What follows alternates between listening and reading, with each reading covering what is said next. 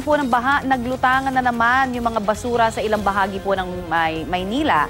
At kaugnay po niyan ay nagsagawa na ng dredging operations ang MMDA. May ulat on the spot si Mark Salazar. Mark?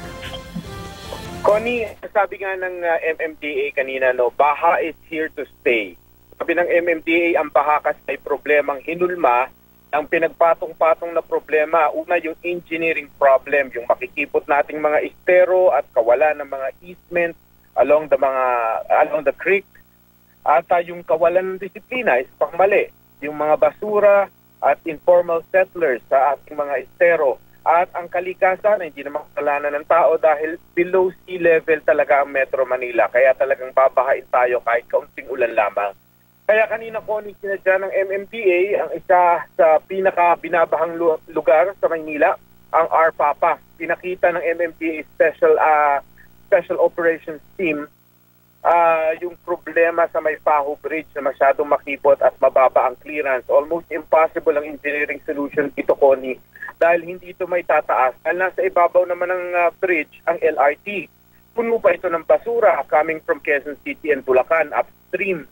Nakasambay ang trucks ng MMDA para itawid ang mga residente tuwing tumataas ang tubig at 500 road emergency personnel daw ang kanilang idineploy. At gamit ang megaphone ay nakiusap naman si Bong Nebriha, ang supervising officer ng MMDA, sa formal settlers sa creek na huwag naman magtapon ng basura. At yung mga ibang mga residente ng Maynila ay cooperative. Yung iba naman, ang tinuturo ay basura raw ng Caloocan yun na bumababa lamang sa Maynila ang nagiging problema.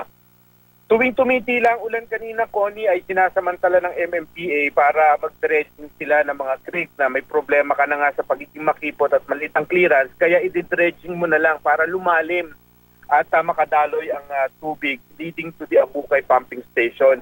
Itong pumping station ay isa lamang sa 54 pumping stations natin na panangga naman natin sa high tide dahil ito nagtutulak ng tubig palabas ng dagat. Connie. Oo, Mark, if I remember correctly, itong mga nakalipas din na taon, meron ng kumbaga ginagawang effort supposedly yung MMDA dating pamunuan at sinasabi nga na aayusin na kung ano yung dapat ayusin na makitid na area diyan na daluyan nitong mga tubig baha. Ano ba nangyari na doon?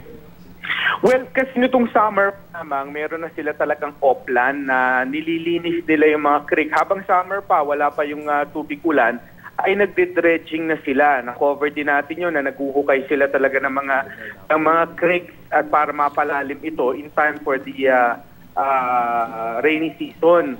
Kaya lang, ang problema kasi, Connie, meron talagang mga engineering problems sa mga luma ng creek. For example, sa Maynila, kung nasaan ako, 273 creeks ito na matatandang creeks na ito, kasi tanda na ito ng syudad na naririto at ito talaga ay idinisenyong makikipot at mabababa yung clearance. Ibig sabihin yung ilalim ng tulay ay halos dikit na dun sa daluyan ng tubig.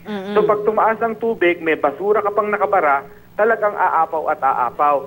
Marami kasing dahil sa development, natabunan na itong problema na ito, hindi mo naman mapalawak na yung mga creeks na ito, 273 creeks dahil wala kang dahil may mga buildings na beside the creek, hindi mo na mapalapad, kagaya nitong sa may Paho Bridge. Ang nasa ibabaw niya, LRT, yung riles. So para mapalapad mo ito, gigibain mo muna yung LRT. So it's almost impossible engineering solution sa mga problema na ito. Yun yung ini-explain ng MMDA. So dalawang aspeto nga, problema sa tao, problema sa kalikasan. Ang sinasabi nila, at least man lang dun sa mga bagay na meron tayong kayang gawin, halimbawa, wag naman nating ibain na natin yung kultura natin na ang tingin natin sa mga estero ay tapunan ng basura. At least man lang yun ay gawin natin para hindi magbara yung ating 54 pumping stations. Dahil pag nagbara yan, wala na magtutulak ng tubig palabas ng dagat sa Laguna, at saka sa Manila Bay.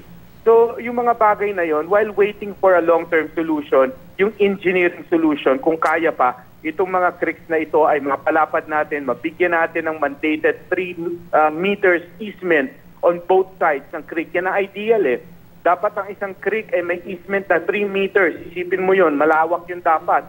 Pero ang nakikita nating mga imahe, ang mga creeks talaga ay meron pa talagang nakahapay na nga yung mga struktura di ba? Yung mga informal settlers nakahapay na doon sa creek mismo. So yung mga ideal long-term solutions na yon ay hindi pa mangyayari sa ngayon. So yung mga bagay na magagawa nila, dredging, palalim-palitin yung mga creek na yan para makadaloy at i-educate yung mga tao na huwag naman tapunan ng basura yung creek. Oo nga naman. And with that, Mark, talagang baha is here to stay. Good luck na sa Ayun na atin. nga, ganun daw explanation ng Connie.